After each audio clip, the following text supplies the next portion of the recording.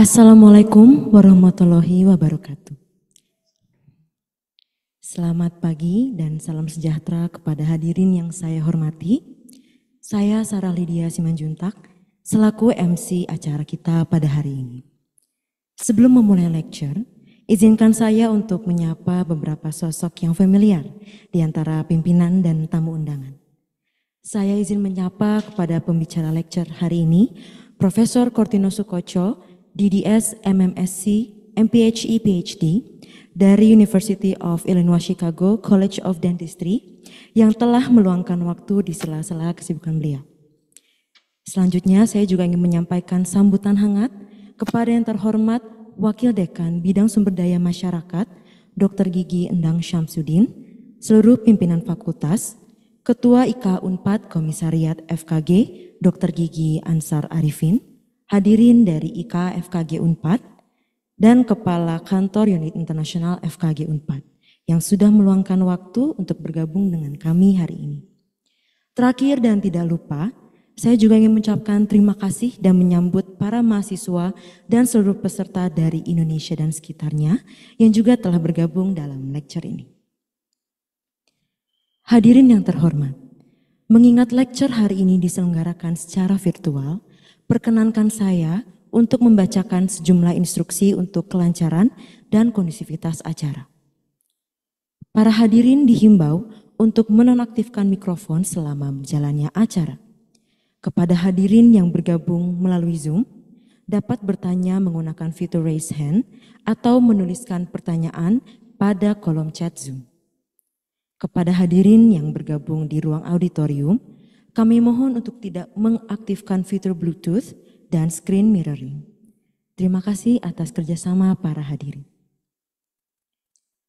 Hadirin yang terhormat, sebelum kita memasuki acara inti kita bersama Profesor Kortino, saya izin membacakan susunan acara hingga selesai, yakni kata sambutan dari Wakil Dekan Bidang Sumber Daya dan Sumber Daya Manusia FKG Unpad, Dr. Gigi Endang Syamsuddin, spesialis bedah mulut dan maksilofacial konsultan.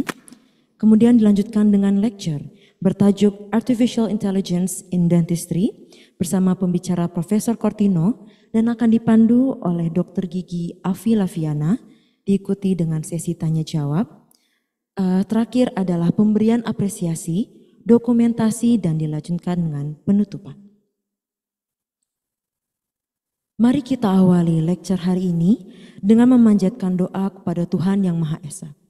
Mari kita menghargai kepercayaan satu sama lain dan berdoa menurut kepercayaan kita masing-masing. Hadirin dipersilahkan untuk berdoa.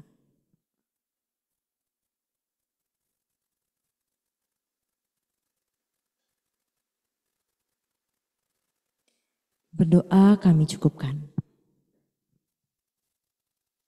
Hadirin yang terhormat, kini kami meminta perhatian Anda untuk melakukan persiapan untuk menyanyikan lagu Indonesia Raya dan himne Universitas Pajajaran.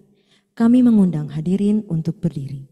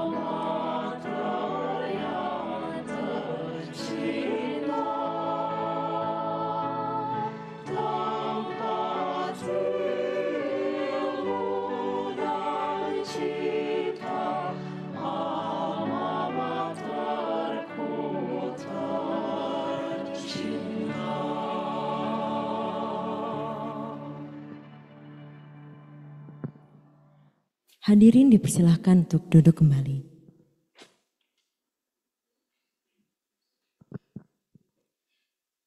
Hadirin yang terhormat, sekarang kita akan mendengarkan kata sambutan dari Wakil Dekan 2, Bidang Sumber Daya Manusia, Dr. Gigi Endang Syamsuddin.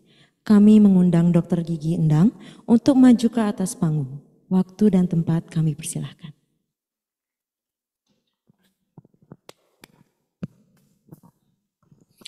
Bismillahirrahmanirrahim. Assalamualaikum warahmatullahi wabarakatuh.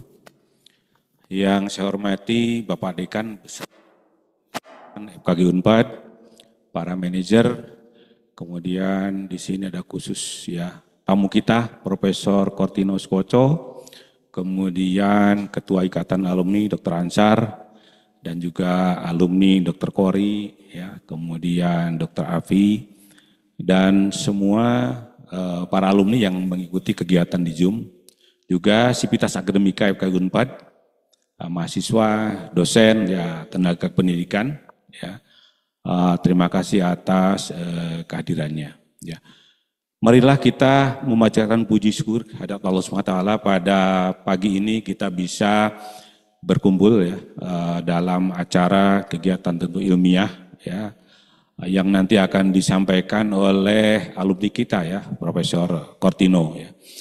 Memang perkembangan ilmu kedokteran gigi sangat pesat sekali ya, terutama di dunia digital ya. Saya kira dokter gigi harus terus mengikuti perkembangan ilmu ini. Baik itu dari metode ya, metode diagnosis, perawatan, ya, kemudian juga bahan alat. Kalau kita mengikuti ya perkembangan, kalau ada kegiatan seminar, pameran itu kan selalu ada hal baru ya, baik itu bahan, teknologi, atau metode ya. Nah tentu ini semua tujuannya adalah dalam rangka membantu mempermudah ya tindakan perawatan ya di bidang kedokteran gigi. Oleh sebab itu, sahabat sekalian, ya saya mewakili pimpinan Pak Dekan ya sekali lagi mengucapkan terima kasih atas kehadiran Profesor Kortino dan juga inisiatif para alumni ya Ikatan Alumni FKG Unpad, tentu saja juga adalah para Sivitas Akademika FKG Unpad. Sekali lagi terima kasih dan marilah kita sama-sama ya mendengarkan ya kemudian memahami apa yang disampaikan oleh Profesor Kortino ya, tentu dalam ya di dalam baik itu metodologi pembelajaran ya FKG Unpad maupun nanti aplikasinya di dalam praktek kedokteran gigi secara umumnya. Demikian saya yang bisa sampaikan, mohon maaf apabila ada kekurangan di dalam pelaksanaan kegiatan ini ya, baik fasilitas dan sebagainya. Demikian yang bisa saya sampaikan. Billahi taufiq wa hidayah. Assalamualaikum warahmatullahi wabarakatuh.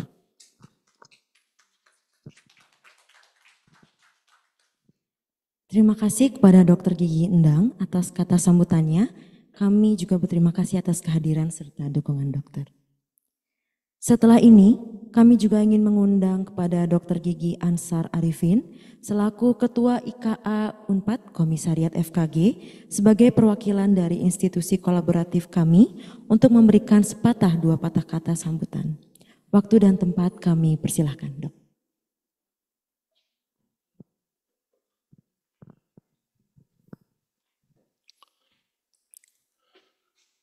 Bismillahirrahmanirrahim. Assalamualaikum warahmatullahi wabarakatuh. Selamat pagi, salam sejahtera buat kita semua. Yang kami hormati Bapak Dekan beserta jajarannya, yang dalam hal ini diwakili oleh Bapak Wakil Dekan, Bapak Endang. Yang kami hormati, kalau dari alumni kita bahasanya Akang dan Teteh. Saya tidak manggil Prof. Tino dengan Prof. Tino, tapi karena saya dah lama ini saya panggilnya Kang Tino, yang dah meluang waktu beliau di tengah kesibukannya untuk hadir di sini. Kalau kita bicara Kang Tino ini sudah merupakan aset nasional. Dan hampir semua universitas, khususnya Fakultas Kedokteran Gigi di Indonesia, sudah merasa memiliki Kang Tino. Jadi itulah dasar saya membawa Kang Tino untuk pulang ke kandangnya, untuk bisa berbagi dengan kita bersama, karena saya mengikuti perjalanan beliau, walaupun beliau tinggal di Chicago, yang cukup jauh, tapi beliau sering datang ke Indonesia untuk membangun, untuk memajukan industri pendidikan di Indonesia, dan juga menjadi partner dari Dikbud. Nah, dan saya hormati teman-teman yang selalu setia membantu saya, pengurus alumni, ada Teh Kori, ada Teh Hafi, yang selalu, dan juga ada pengurus-pengurus atau alumni yang mengikuti acara ini secara daring. Terima kasih banyak atas kehadiran akang-akang Teteh semua. Dan ini merupakan acara yang digagas oleh alumni dan dilakukan, terima kasih kepada fakultas yang bisa untuk melaksanakannya.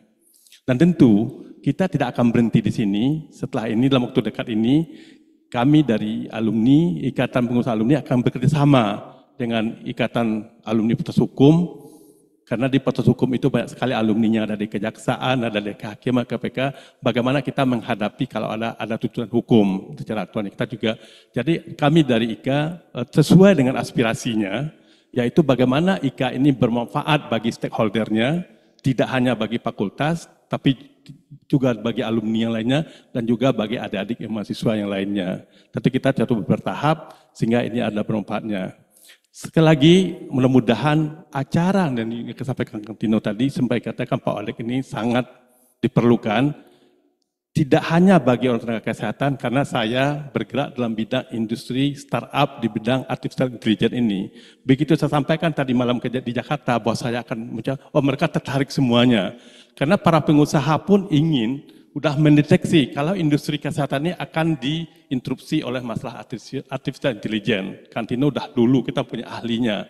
Jadi bagi teman-teman ini sangat bermanfaat sekali untuk mengantisipasi yang akan datang ini, mau tidak mau kita akan bertemu dengan disrupsi seperti ini.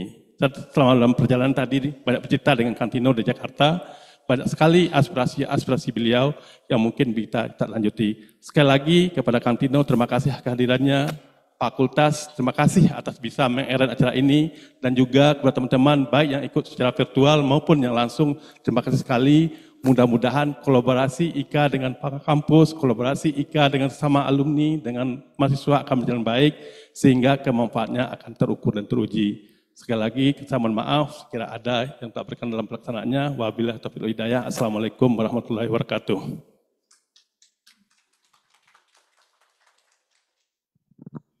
Terima kasih kepada Dr. Gigi Ansar Arifin atas kata sambutannya. Dokter diperkenankan untuk duduk kembali. Hadirin yang terhormat, agenda utama kita hari ini akan dipandu oleh moderator kita, Dr. Gigi Afi Lafiana. Izinkan saya untuk memperkenalkan beliau secara singkat.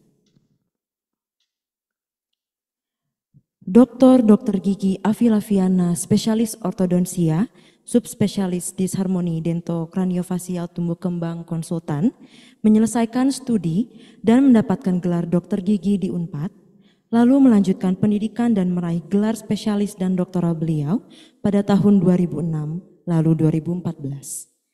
Saat ini Dr. Gigi Afi bekerja sebagai Kepala Instalasi Rawat Jalan Ortodontik di Rumah Sakit Gigi dan Mulut Universitas Padjadjaran. Beliau sudah mempublikasikan sejumlah artikel, dengan fokus artikel terbarunya adalah pada alat HY standar yang dirilis pada tahun 2024. Hadirin yang terhormat, mari kita sambut Dr. Gigi Afi Lafiana. Terima kasih kepada MC yang sudah memperkenalkan saya. Pertama-tama saya ucapkan terima kasih atas kesempatan yang telah diberikan kepada saya.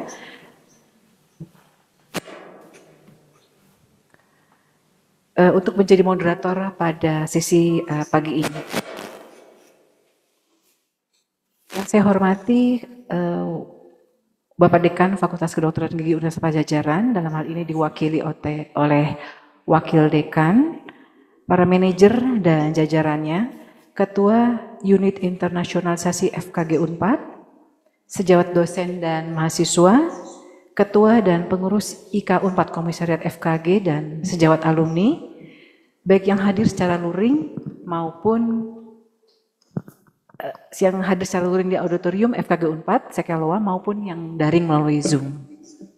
Assalamualaikum warahmatullahi wabarakatuh.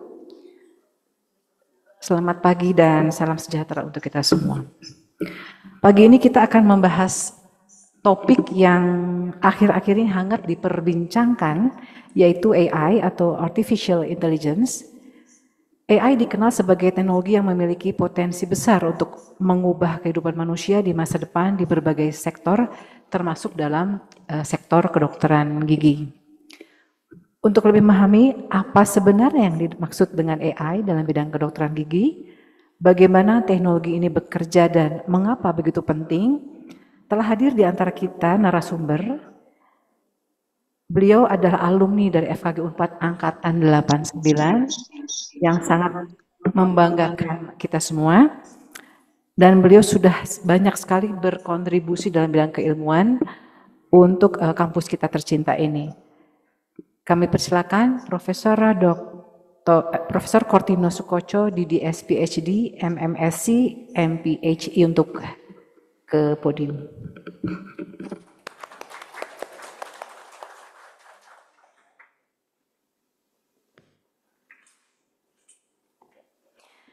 Saya akan membacakan CV singkat. Profesor Kortino Sukoco is a tenured professor at the University of Illinois, Chicago, College of Dentistry. He holds an adjunct appointment in the Department of Biomedical Engineering at UIC.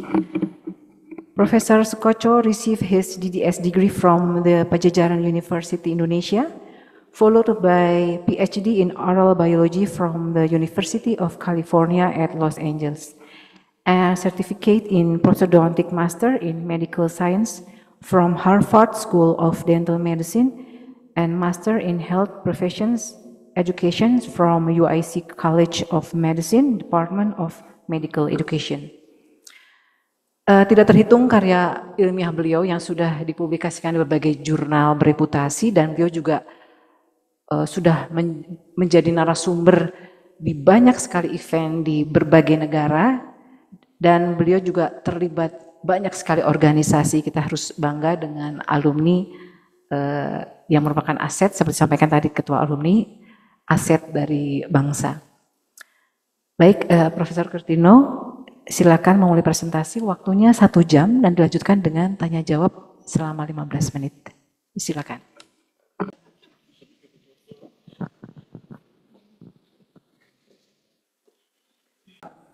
Pertama-tama terima kasih. Saya perlu pakai ini, apa enggak perlu pakai ini? Pakai saja, oke. Terima kasih kepada alumni, ketua alumni, pengajar, dan fakultas untuk mengundang saya ke acara ini. It's an honor. Bandung is always my second home. Oh no. Jakarta, of course, saya original dari Jakarta, sekarang di Bandung kuliah segala macam, tapi sekarang tinggal di Amerika. Oke, jadi it's always glad to be back home. Oke. Sebagai alumni juga, ini adalah tadi pagi saya berbicara dengan Dr. Raffi, bagaimana dulu saya pada waktu kuliah, suasana yang sangat berbeda. Dulu kita rebut-rebutan kursi, siapa yang mau duduk paling belakang, siapa yang duduk paling depan. Oke, jadi saya very good memory, pernah sekolah di Unpad dan very proud to be part of the family ya, karena Unpad juga menghasilkan bukan hanya mempunyai banyak leaders di semua bidang, orto, pido, prosto, apalagi ya, radiologi, semuanya banyak leadersnya dari Unpad. Jadi kalian harusnya cukup bangga, seharusnya you have to be proud lulusan daripada Unpad, dan mudah-mudahan juga kalian juga bisa menjadi leaders dan you know the next generation ya, the next leaders, dan memberikan juga sesuatu balik ke kampus kalian juga. Oke. Oke, so kalau Anda lihat di sini juga Anda bisa lihat bahwa sebentar 9:12. Oke. Saya saat ini dari UIC, tapi Anda ada lihat juga judulnya di bawahnya ada University of Pittsburgh, karena mudah-mudahan mid-August saya pindah ke sana. Oke, jadi saya akan pindah sebagai kepala departemen di University of Pittsburgh. Jadi malah kalau saya sebagai kepala departemen malah punya power untuk, untuk lebih kita kolaborasi, dan we can establish Anda mau ke kampus juga untuk observasi dan segala macam untuk student ya. Saya masih punya power untuk melaksanakan itu. Oke, mudah-mudahan kita bisa jalin terus kerjasamanya. Oke, kemudian mengenai AI itu sendiri, kalau di saya tidak tahu kalau di Indonesia, kalau di Amerika setiap hari yang kita ngomongnya AI, AI in here, and here, apalagi sekarang pemilu Amerika kan, ya banyak AI, hoax AI-nya juga, Dr. Biden ngomong padahal bukan dia yang ngomong, ataupun Trump yang ngomong padahal bukan dia yang ngomong, dan segala macam. Kemudian dalam bidang pendidikan juga, dalam bidang medicine juga, semuanya they're all going to that direction. Oke. Jadi paling enggak teman-teman di Indonesia yang muda-muda, dan yang muda-muda sendiri saya rasa juga sudah paling enggak sudah tersentuh oleh AI. Kalian sudah memakai ChatGPT untuk menjawab pertanyaan-pertanyaan dari dosen-dosen, kalian sudah one way or the other kalian sudah memakai itu. Oke, jadi kalian sudah terekspos. Nah, tinggal sekarang dosennya ini bagaimana, dosennya juga harus ikut-ikutan juga, jangan sampai dimanipulasi oleh murid-muridnya. Oke, jadi kalau kami di sana itu juga ada kampus juga mempunyai SOP. Oke, bagaimana penggunaan artificial intelligence dalam bidang pendidikan, bagaimana, dan kita sendiri juga mentrain fakulti kita untuk menggunakan ChatGPT. Oke, jadi kita harus treat ChatGPT itu sebagai suatu sama seperti kalkulator. Kalkulator dulu kan kita the first time mereka membuat kalkulator kan mereka bilang, wah ini bikin anak kita bodoh kan, daripada dulu kan biasanya kita melakukannya secara manual, ternyata kita menggunakan kalkulator. Ternyata itu tidak terbukti bahwa itu tidak membuat kita bodoh gitu. But we use AI, we use calculator to enhance our education, right? Jadi sama juga AI kita harus men-treat sebagai tools yang kita bisa gunakan untuk memajukan kehidupan kita. Ya, nah itu salah satu intinya. Oke. Jadi ini adalah sedikit introduction kepada kita. Jadi saya akan kasih brief introduction mengenai AI itu sendiri, dan kemudian lastly saya akan kasih lihat beberapa penelitian saya. Saya sendiri juga melakukan penelitian beberapa dengan AI. Mungkin grup saya adalah merupakan paling nggak di bidang prosto ya. Salah satu grup yang pertama yang di Amerika yang melakukan penelitian tentang AI. Oke. Jadi, dan bagaimana caranya saya melakukan penelitian? Jadi kalau Anda ingin melakukan penelitian dengan AI untuk residen, Anda harus kerjasama dengan orang-orang yang mempunyai background dalam bidang artificial intelligence, gitu. Jadi Anda kolaborasi. Seperti saya kolaborasi dengan BINUS, saya kolaborasi dengan YRC. Saya kolaborasi dengan satu lagi dengan Monash. Jadi saya kolaborasi banyak. Kolaborator saya ada 4, 3 kolaborator saya itu dari orang Indonesia, satu lagi orang yang PhD-nya AI tapi ada di Amerika. Gitu. Jadi dan nanti sendiri pun kalau saya jadi pindah ke Pittsburgh, saya akan kolaborasi dengan Carnegie, namanya Carnegie Mellon University. Carnegie Mellon itu kalau Anda cek itu is the best computer science department in the US.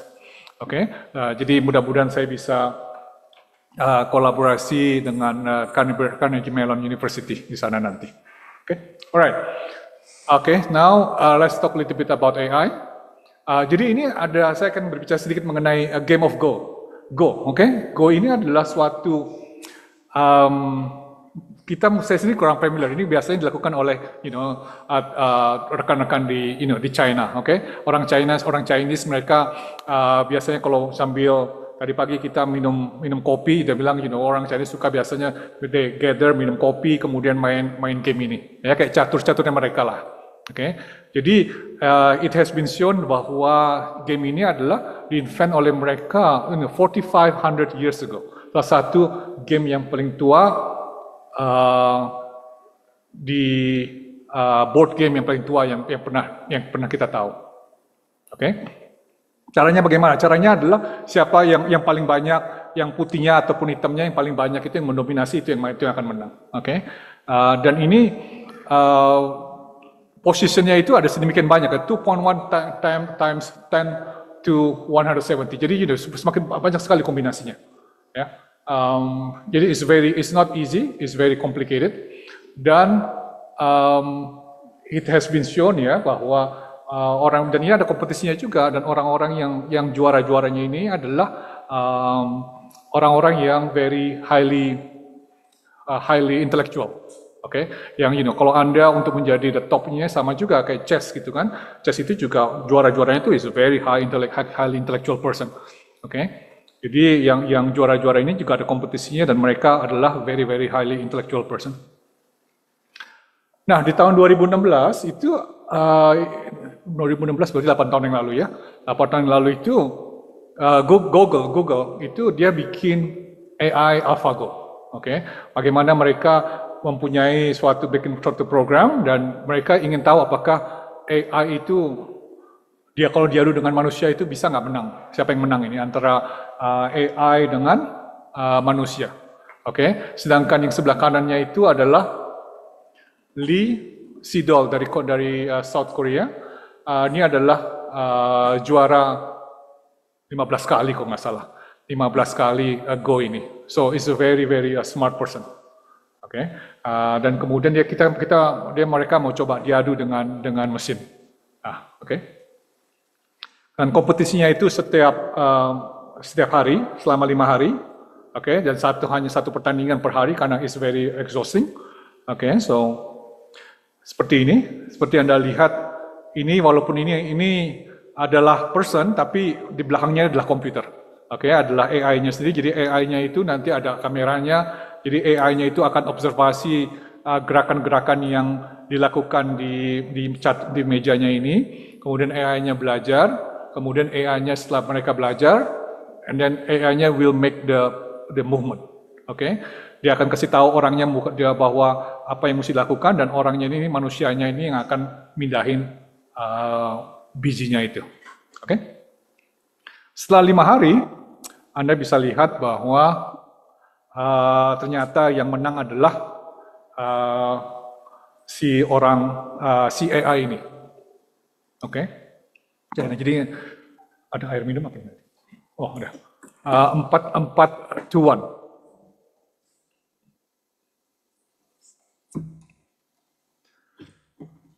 Oke, 4 to 1. Dan kemudian Anda bisa lihat sendiri, ini jadi adalah ekspresi daripada manusianya pada waktu mereka melawan mesin.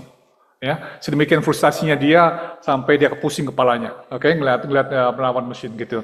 Jadinya mungkin dia tidak percaya bahwa ternyata the great mind bisa dikalahkan oleh sebuah mesin. Ya, it is maybe one of the first time kita bermain dengan mesin. Oke, dengan otak ya, otak dengan mesin itu. Jadi suatu waktu mungkin juga kita akan bermain dengan main bulu tangkis, sudah mungkin lawannya adalah misalnya robot dan segala macam, itu akan terjadi nanti in the future. Okay? So kalau kita biasanya main catur itu biasanya probability. Oke, ketika kita mikirkan probability, oh ini sampai berapa persen ini kalau kita melangkah ke sini ini probability-nya apa dan segala macam. Dan si orang ini dia pikir bahwa AlphaGo ini adalah based on probability calculation. Oke, ternyata tidak. Oke, jadi yang AI-nya ini adalah mereka menggunakan namanya deep learning, deep learning is deep neural network. Mereka menggunakan ini dan kemudian mereka melihatnya berdasarkan si AI-nya ini melihatnya berdasarkan pattern yang dilakukan oleh manusia. Jadi semakin banyak movementnya itu dia akan semakin pintar, dan kemudian AI-nya sendiri itu membuat suatu prediction, membuat suatu prediction. Jadi AI itu sebenarnya everything is about prediction. Jadi kalau misalnya di radiologi itu orang kan banyak sekali melakukan penelitian AI di dalam bidang radiologi itu semuanya prediction, semua prediction seberapa persen nanti gambar seperti ini adalah menunjukkan bahwa 75% adalah decay, 90% is about caries, 90% periimplantitis. Jadi dia menggunakan prediction. Nah, itu yang kita harus tahu mengenai AI. Ini dia menggunakan namanya Deep Neural Network dan kemudian ini juga sudah dipublish oleh di jurnal namanya jurnal Nature, salah satu the best journal in the world, dan ini sudah has been cited 10,000 times, pada waktu tahun lalu. Jadi mungkin sekarang udah more than that. Dan ini adalah satu pelopor terciptanya ChatGPT. Bagaimana mereka melihat ChatGPT itu berdasarkan pattern dan kemudian bisa kamu tanya setelah ada banyak patternnya mereka tahu dan mereka bisa mengeluarkan jawabannya. So now mengenai AI itu sendiri, AI itu in general itu ada 3. Jadi ada yang namanya artificial narrow intelligence, kemudian artificial general intelligence, kemudian super intelligence. Jadi kita ini ada di mana? Kita ini saat ini masih baru pada stage 1, as of 2023. Kita tahu nanti maybe in the next couple years kita akan ada di 2 dan akan di 3. Karena semakin pintar AI itu semakin pintar. Kayak sekarang ini sudah banyak sekali kan kita nge-feed Anda nanti upload X-ray ke mesin, ke mesinnya semakin pintar dan itu nanti suatu waktu akan mengalahkan manusia juga. Semakin banyak data yang mesinnya terima, semakin pintar dia.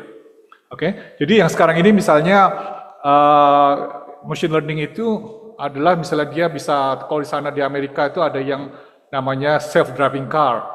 Nah itu dia belajar berdasarkan mobil-mobil yang ada di sekitar, yang di jalanan. Nah seperti itu. Saat ini juga sudah ada seperti itu, self-driving car. Kemudian suatu waktu nanti juga ada robot yang yang bakal operasi badan kita dan segala macam. Kalau di dentistry itu sendiri ada long story short, itu biasanya kita ngomongin biasanya ada 2, ada namanya yang machine learning, itu yang paling common yang kita lakukan, dan ada juga yang namanya deep learning. Machine learning itu bagaimana kita punya database, kemudian kita mengidentify. Jadi misalnya ada banyak kucing, jadi kita bagaimana melatih seseorang itu untuk mengenali kucing. Kalau deep learning itu bagaimana lebih dalam lagi, mereka sudah mengenali kucing, tapi kucingnya warnanya kuning, kucing yang mana yang warnanya hitam, kucing mana yang kupingnya seperti ini, kucing mana yang tailnya panjang, yang tailnya pendek. Dan itu yang namanya deep learning. Jadi lebih deep dia mengenai belajarnya. Dan juga ada yang namanya natural language processing. Itu namanya itu ChatGPT itu adalah Natural Language Processing (NLP). Itu juga sesuatu yang kalian juga mesti tahu dan saya juga sudah lakukan penelitian juga mengenai NLP ini. Kemudian ada imaging. Imaging itu juga salah satu branching daripada ini. Kemudian voice, voice recognition, facial recognition, segala macam. Jadi kita mungkin juga dental student bukan hanya resident tapi juga dental student juga harus sudah mulai terekspos dengan AI. Kemudian apakah kita bisa menggunakan AI untuk diagnosis? Yes. Saat ini adalah kita sudah banyak sekali menggunakan AI untuk diagnosis, untuk karies. Anda lihat banyak sekali publikasi-publikasi mengenai karies. Untuk orto pun juga sudah mulai. Salah satu fakulti di tempat saya juga melakukan banyak penelitian mengenai orto tentang AI di orthodontics, mengenai prediction dan segala macam. Jadi kalau Unpad sendiri ada data yang kalian bisa share dengan kami, dengan saya, dengan tim saya, kita bisa lakukan penelitian nanti tentang prediction. Oke, itu kita bisa lakukan penelitian. Oke, untuk konservasi sendiri seperti Anda lihat ini bagaimana kita AI itu bisa melakukan, Anda fit aja X-ray, dan kemudian AI itu bisa menunjukkan, oh di sini karies benar apa tidak, itu semuanya tentu mesti kita sebagai clinician kita harus melakukan exam. Oke, kita melakukan exam. Banyak orang bertanya kepada saya, apakah suatu waktu AI itu bisa menggantikan dokter gigi atau tidak, gitu kan? Pertanyaan saya sih, saya masih percaya masih belum. Oke, karena apa? Karena yang tanda tangan diagnosis itu bukan AI, tapi kalian. Ya, yang bakal disu itu bukan si AI, tapi kalian kalau kalian salah diagnosis. Oke, jadi kita hanya memanfaatkan AI itu untuk screening. Jadi misalnya radiologis itu biasanya untuk screening, kamu masukkan X-ray, nanti dia will give you several differential diagnosis berdasarkan presentasinya. Jadi misalnya 98,5% itu adalah periimplantitis, 90% itu adalah I don't know, I just make it up, okay? Adalah diagnosis A, 75% adalah diagnosis B. Nah, itu yang kemudian kita harus review dan kemudian finally kita memberikan suatu diagnosis dan akhirnya kita yang memberikan tanda tangan. Oke? Nah, bagaimana sih caranya kita mentrain membuat AI itu ya?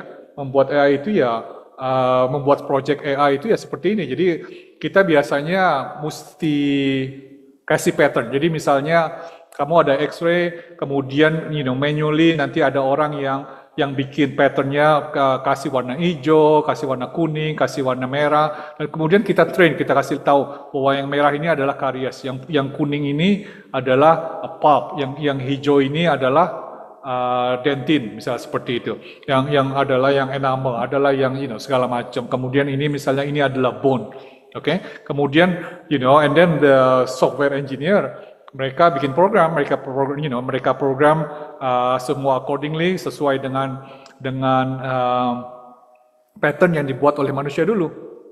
Oke. Kemudian setelah di training, itu namanya training, dan kemudian setelah itu baru di testing. Testing itu kita kasih fit, unmarked X-ray.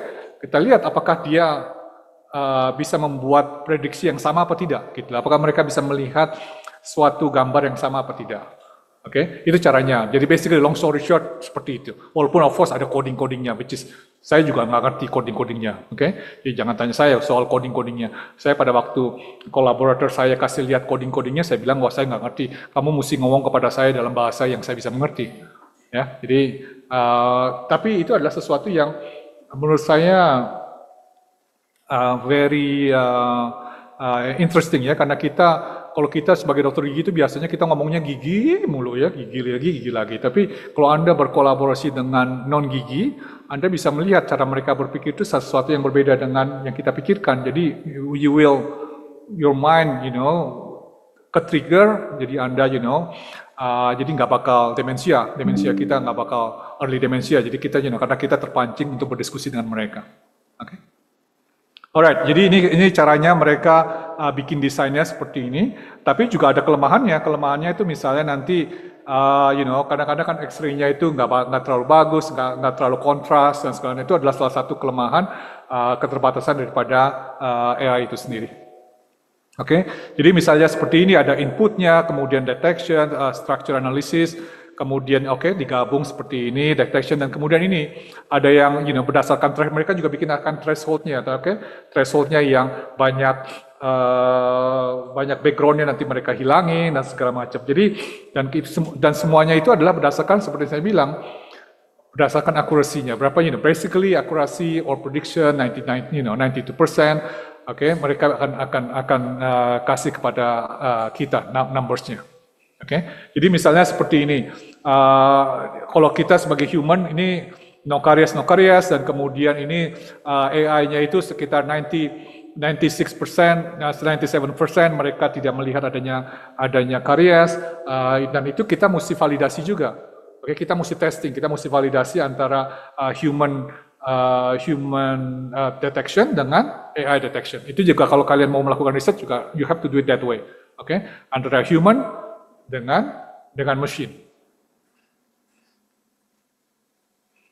Oke, dan kemudian juga kalau pasti Anda juga disuruh oleh dosen Anda untuk membaca mengenai systematic review. Oke, systematic review di sini Anda bisa lihat bahwa Karias prediction akurasi itu antara 83% sampai dengan 97%. It's quite high untuk sesuatu yang masih kira-kira 3 sampai 5 tahun kan. Ini sekarang ini. Jadi Anda bisa bayangkan 10 tahun dari sekarang, maybe the prediction is going to be probably 99%. Okay? Nah, I don't think AI will say 100%. Okay? Nanti dia nggak berani bertanggung jawab, dia bilang 100%. Okay? They may say 99.999999%. Ya? Okay? Kemudian apa aja sih yang bisa dilakukan oleh AI itu? Jadi mereka sampai saat ini sudah bisa banyak sekali mendeteksi. Oke? Bisa mendeteksi karies, bisa mendeteksi periapical resolusi, bone levels, tooth infection, restoration, differentiate between fillings, crowns, bridge implant, kemudian mapping ini juga sudah banyak sekali yang dilakukan ya. Tooth part, kemudian tooth numbering, measurement tool, kemudian full mouth X-ray dan segala macam. Ini sudah banyak sekali yang dilakukan. Okay. Pada waktu dulu saya presentasi, salah satu dosen, dia bilang sih dosennya di Bandung ya, tapi dia nggak sebutin namanya. Tapi menurut saya sih dosennya dari Maranatha karena dia nggak bilang dari Unpad. Karena dia tahu saya dari Unpad. Karena dia bilang begini, dia bilang, dokter bakal saya ini pernah di-approach oleh salah satu AI company dari Korea. Atau Unpad sudah pernah di-approach belum sama satu, karena mereka sedang berekspansi pasti untuk kalian supaya menggunakan softwarenya, oke? Dan pertanyaan mereka adalah sekarang ini menurut Anda bagaimana saya mengupload informasi ini kan berarti informasi dari pasien kan? Anda mengupload informasi dari pasien ini ke AI ke cloudnya mereka itu secure apa tidak dan segala macam pertanyaan ini. Nah itu sesuatu yang kalian juga mesti pertimbangkan kalau kalian di approach oleh perusahaan mereka, oke? Kalian mesti tanya. Kalau kami di sana, kami tanya, jadi mereka suka approach ke university karena apa? Karena we have so many data compared to the private practice. Oke, kalau private practice kan ketemu pasien 10, kalau kami kan ketemu pasien 200 satu hari kan. Jadi we have so many data dan itu mereka suka approach kolaborasi. Tapi kita juga tanya kepada mereka, kalau saya upload X-ray itu nanti bagaimana dengan legalitasnya gitu. Walaupun mereka sih bilangnya begitu di-upload, di-delete sama mereka. Oke, di-upload, di-delete. Oke, sekarang benar apa tidak itu kan kita tidak tahu. Oke, jadi kalau di Amerika nggak bisa, kalau mereka tiba-tiba menipu bisa kena million dollars mereka.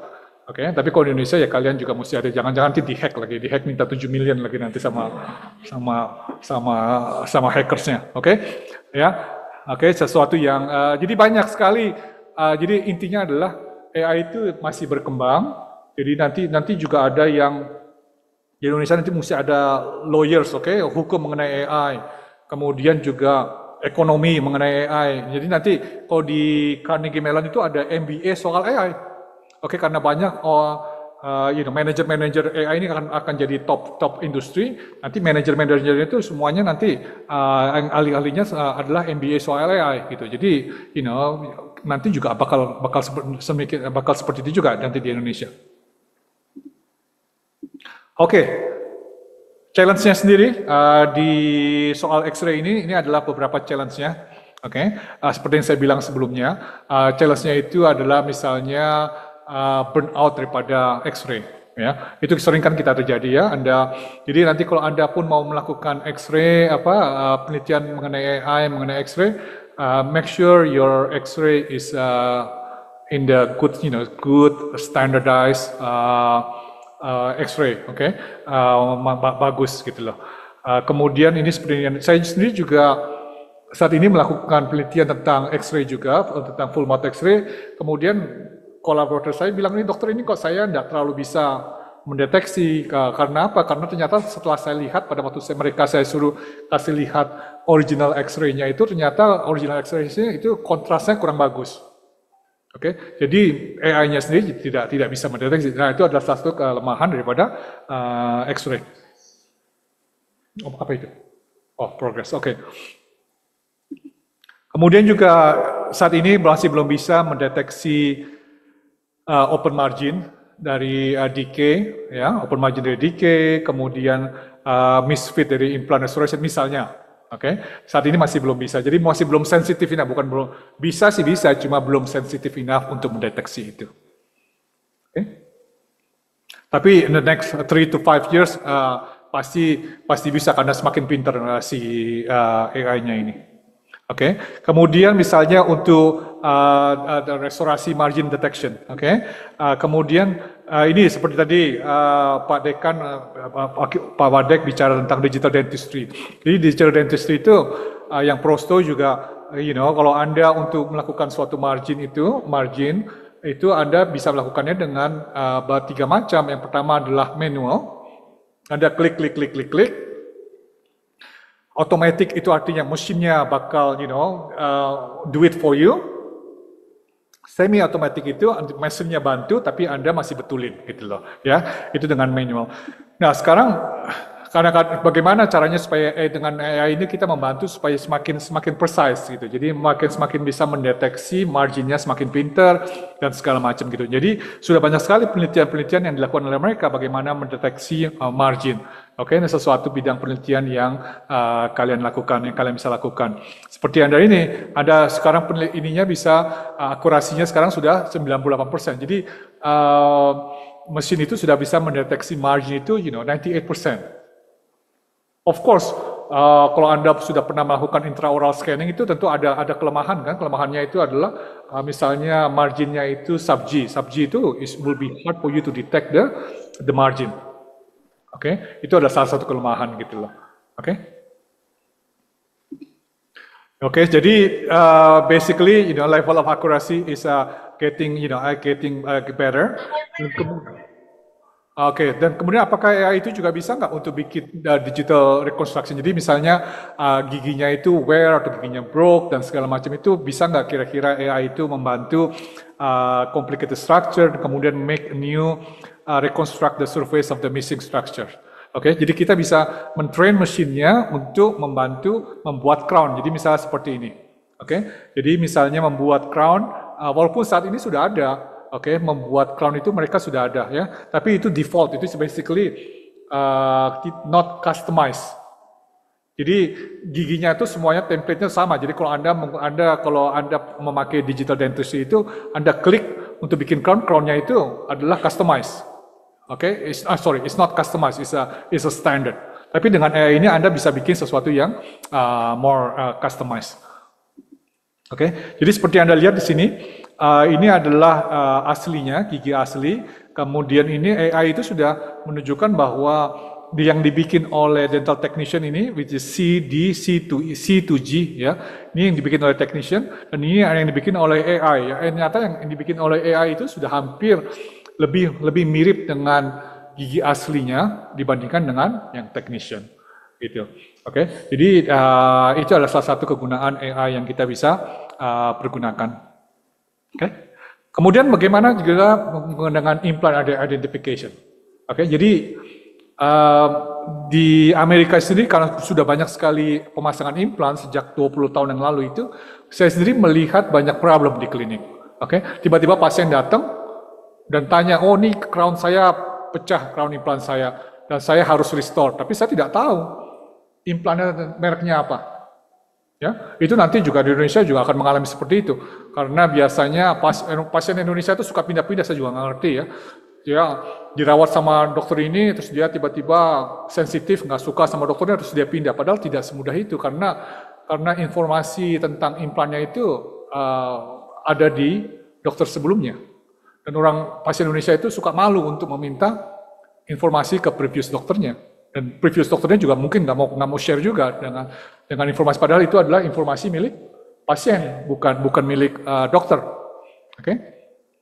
Nah, sekarang jadi bagaimana? Apakah kita dengan X-ray? Jadi misalnya Anda punya satu X-ray gitu ya, pasien Anda, dan kemudian apakah AI itu bisa mendeteksi X-ray itu dan memberikan jawaban terhadap ini adalah implan Straumann, ini adalah implan Nobel Biocare, ini implan adalah misalnya 3i. Nah, itu sudah banyak yang lakukan. Ya, seperti Anda lihat di sini. Ini adalah satu topik aja, tapi banyak sekali penelitiannya. tentang hal ini.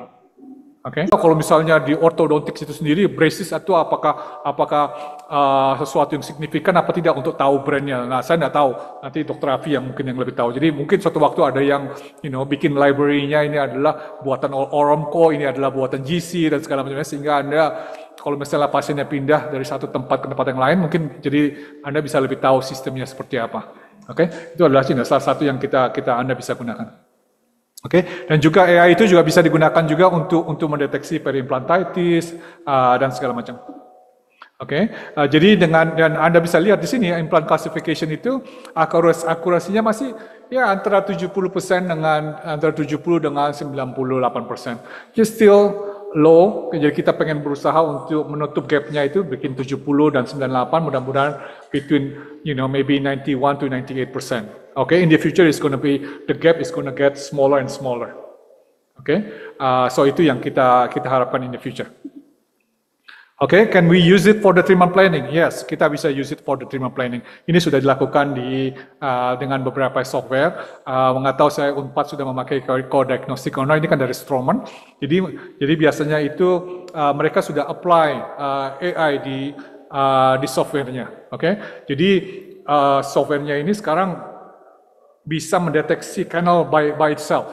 Kalau dulu biasanya kita selalu klik untuk mendeteksi kanalnya, untuk mendeteksi sinusnya. Tapi dengan menggunakan AI-nya itu sudah bisa mendeteksi by itself gitu loh.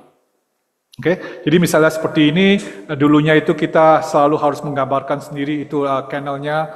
Oke, kanalnya itu kita menggambarkan sendiri, tapi dengan menggunakan AI assist, Anda bisa melihat banyak beberapa yang Anda bisa lakukan. Jadi misalnya dengan mendapatkan nerve, ini nerve-nya itu bisa AI automatically do it for you. Oke, dan ini sudah dilakukan di banyak software. Oke, misalnya seperti ini, kemudian bisa merge, ini adalah mandibular kanalnya, ini bisa di merge seperti ini, dan kemudian mereka bisa merge juga antara panoramik CBCT-nya dengan panoramiknya. Oke, dan kemudian sekarang mengenai implant surgery itu sendiri, bagaimana menurut apakah implant AI itu bisa membantu implant surgery? Oke. Anda pernah dengar robotic implant surgery? Ya, sekarang sudah semakin banyak dilakukan. Walaupun saya sendiri masih belum comfortable, saya tidak tahu apakah saya mau atau tidak robot melakukan surgery kepada saya. Karena biasanya kalau kita melakukan implant surgery itu biasanya pasiennya itu tidak tidur. Oke. Kalau yang lain, kalau di medicine itu pasiennya tidur, pasiennya tidak bergerak kan.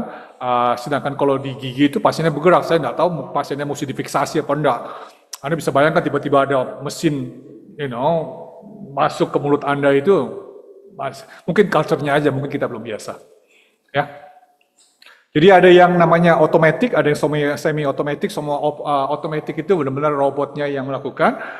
Kemudian semi-automatic itu masih ada komputer, jadi masih ada komputernya dan masih ada human-nya. Oke, dan mungkin suatu waktu kita akan seperti ini. Oke, so, maybe another 20 years kita akan seperti ini. Gunting rambut juga maybe suatu waktu akan digantikan oleh robot juga. Anda masuk datang ini, robotnya whoop, tapi mukanya akan semua. Anda cuma tinggal pilih aja modelnya A, B, C, D gitu. Nanti dia akan melakukan sendiri. Ya, apakah itu bakal terjadi atau tidak? Saya tidak tahu. Saya mudah-mudahan terjadi setelah saya udah nggak ada di dunia ini gitu lah. Jadi saya nggak perlu mikirin. Oke, but ini yang akan terjadi suatu waktu in the future. Ya. Saya tidak tahu apakah ini bisa terjadi, apakah manusia juga comfortable atau tidak berbicara dengan robot dan segala macam. Oke, dan kalau saat ini kita juga ada yang namanya dynamic navigation, di mana Anda bisa melakukan implant surgery-nya dengan melihat model daripada apa yang direncanakan di CBCT, ya, itu Anda sudah bisa lakukan. Jadi misalnya seperti ini adalah virtual guide-nya, dan kemudian nanti Anda surgery, tapi Anda bukan melihat ke pasien, tapi Anda melihatnya ke layar gitu. Jadi ke layarnya itu Anda bisa lihat drillnya itu sesuai atau tidak dengan yang Anda rencanakan sebelumnya. gitu loh. Prinsipnya seperti itu. Oke, jadi semuanya itu Anda bisa melihat virtually. Apakah yang Anda lakukan itu sesuai dengan yang Anda rencanakan atau tidak. Oke, alright. Sekarang kita bisa bicarakan mengenai, kita ngomong sedikit mengenai riset saya. Ya, mengenai chatbot. Bagaimana penggunaan chatbot dalam bidang medical and dental education. Anda tahu chatbot itu apa? Tahu chatbot? Anda pernah pakai chatbot? Pernah? Kapan pakai chatbotnya? Apa?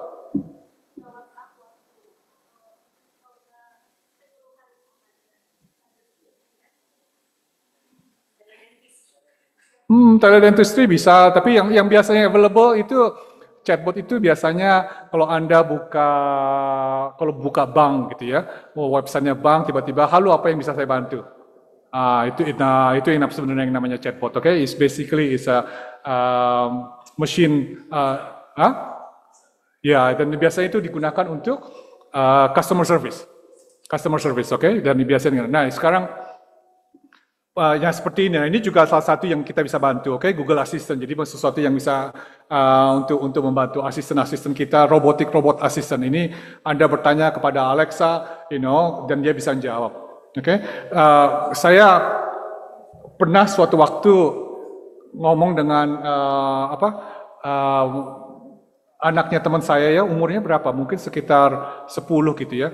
Terus dia kasih lihat kerjaan, dia kasih lihat laporannya dia, Uncle Tino, I make a report about cars gitu, ya. Terus saya baca, wah kok hebat benar ini orang bisa bikin laporan seperti ini. Saya tanya, ini yang ngajarin kamu siapa? Oh no, I ask Alexa, oke? I ask Alexa, gitu loh. Jadi Anda bisa bayangkan, anak-anak di sana itu udah seperti itu. Jadi bagaimana mereka mendapatkan informasi itu, mereka sudah terbiasa untuk bagaimana bisa mereka sudah terbiasa untuk berbicara dengan mesin kalau anak-anak kecil di sana, ya. Bertanya sesuatu tanya ke mesin, untuk kerjaan sekolah mungkin juga tanya ke mesin kali sesuatu waktu ya. Jadi itu adalah sesuatu yang saya tidak tahu positif atau negatif, but we have to think that how can we use sebagai parent juga how can we use teknologi untuk pendidikan anak-anak kita, ya. Mungkin di Indonesia mungkin masih belum common, benar belum common untuk anak-anak seperti itu, tapi it's coming.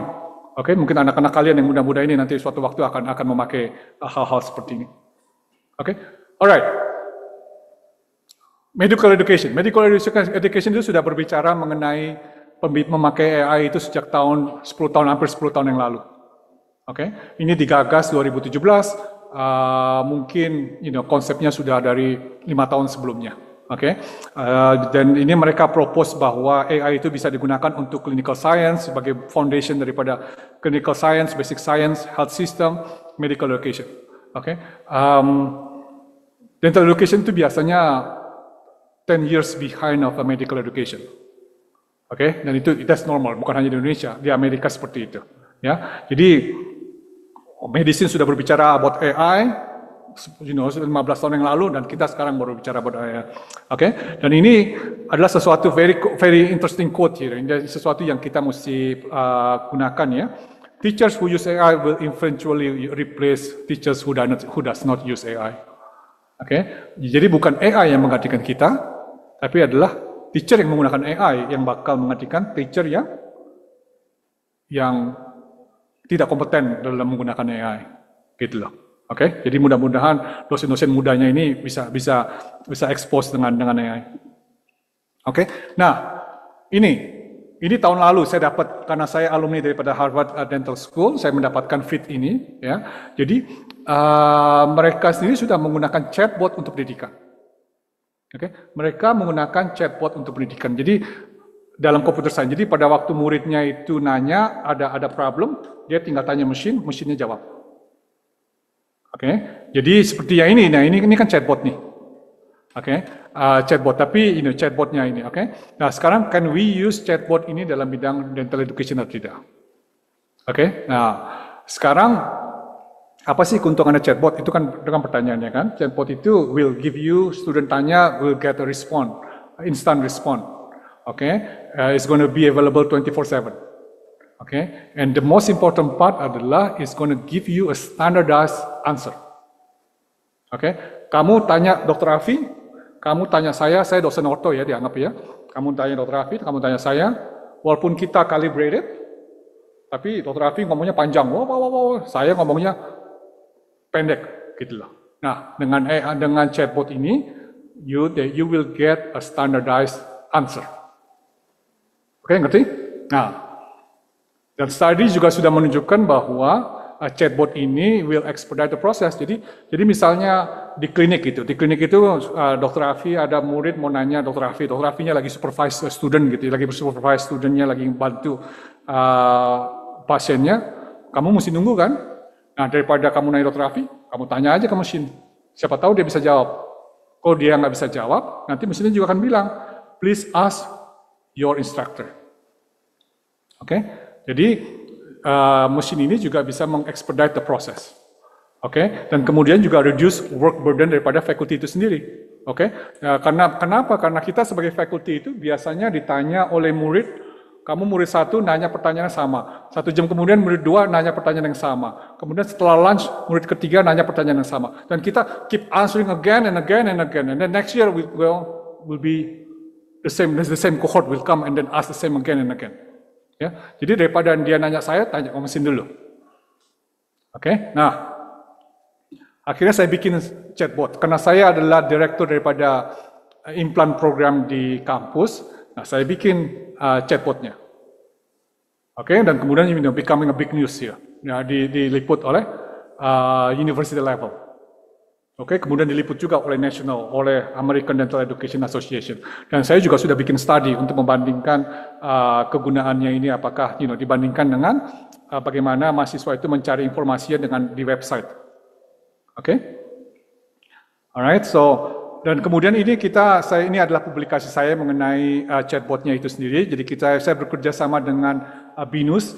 Jadi BINUS yang bantu bikin chatbotnya. Oke, BINUS bantu bikin chatbotnya. Dan kemudian, saya sudah kasih tahu ya kenapa alasannya kenapa saya bikin ini. Jadi basically to increase the efficiency daripada di klinik itu sendiri. Ya, jadi seperti ini. Nah ini programmingnya. Jangan tanya saya bagaimana bikinnya. Oke, itu bukan domain saya. Oke, itu adalah bagaimana. Yang penting adalah bagaimana Anda bisa berkolaborasi dengan computer sciences untuk bikin hal-hal seperti ini. Oke. Nah ini adalah chatbotnya. Jadi chatbotnya itu sendiri adalah hanya untuk menjawab pertanyaan-pertanyaan yang low stakes. Low stakes itu artinya bukan pertanyaan yang not patient related. Jadi Anda tidak bisa tanya kepada pasien, pada mesinnya, ini diagnosis pasien saya seperti apa. No, that's not the purpose of this. Oke, tapi Anda misalnya bertanya dengan Dr. Afi, requirement saya untuk graduate apa sih? Nah itu kan sudah ada standarnya kan. Nah itu adalah kalau kita bilangnya adalah low stakes questions. Nah itu daripada kita human yang jawab, lebih baik mesin yang jawab. Misalnya seperti itu. Oke. Nah ini adalah web based dan kemudian saya sedang membuat aplikasinya mobile phone. Oke. Jadi suatu waktu nanti pasien tinggal murid tinggal download and then they can ask a question here. Oke, jadi ini misalnya ini adalah frequently asked questions, kemudian ini ada pertanyaannya, Anda cuma tinggal type, boom, and then thinking, and then it will show the result. Oke, sesuatu yang mungkin Unpad bisa laksanakan juga, bikin sesuatu yang seperti ini, jadi which is I think is going to be very good for the student. Oke.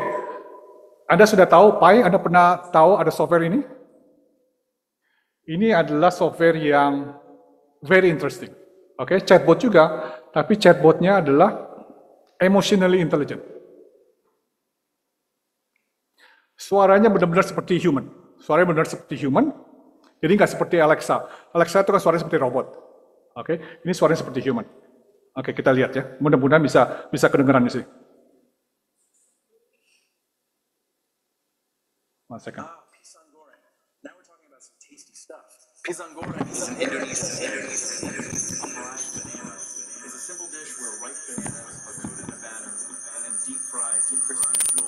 Sorry. The outside is crunchy in Indonesia and Oke. Anda pertama lihat suaranya persis kayak human kan? Ya. Ini adalah sesuatu yang menurut saya is very powerful. Nanti kita akan coba juga. Saya di telepon saya ada software-nya. Nanti kita coba. Ya. Di sini yang lebih hebat powerfulnya lagi adalah Anda lihat di sini. Saya bikin perasaan saya I don't feel good today. Let's see the response. Oh. going as you'd like it to. It's okay to feel down, and it's natural to have ups and downs in life. Would you like to tell me a little bit more about what's going on and how you're feeling?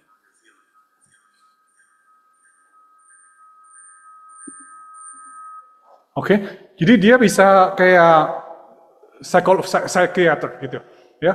Dia bisa ngomong, dia bisa empati kepada your concern gitu.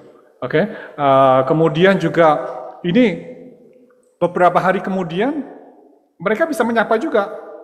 Hey Tino, how are you? Oke, dan mesin ini bisa recognize your name. Kalau Anda tanya Alexa, they don't know your name kan? They think you are robot also. Tapi ini bisa tanya, bisa tahu namanya siapa. So it's more personalized. Jadi ini Anda mesti melihatnya seperti ini. Kalau saya melihatnya ini adalah sesuatu yang very powerful ya. Pertama untuk education. Untuk education itu suatu waktu nanti chatbot saya itu nanti suatu waktu akan ada suara. Suaranya itu adalah kita bisa pilih. Suaranya itu adalah suaranya Dr. Afi, suaranya saya, suaranya Dr. Corey. Oke, jadi seakan-akan Anda akan berbicara dengan dosen Anda. Oke, jadi Anda bisa bayangkan betapa powerfulnya suatu mesin ini suatu waktu. Oke, jadi Anda akan berbicara dengan dosen Anda. Nah, itu adalah salah satu kelebihannya. Kekurangannya adalah saya akan melihat akan semakin banyak anak-anak muda kita, younger generation will be introvert. Oke. Instead of talking to friends, you will talk to the machine. Oke, nah ini adalah salah satu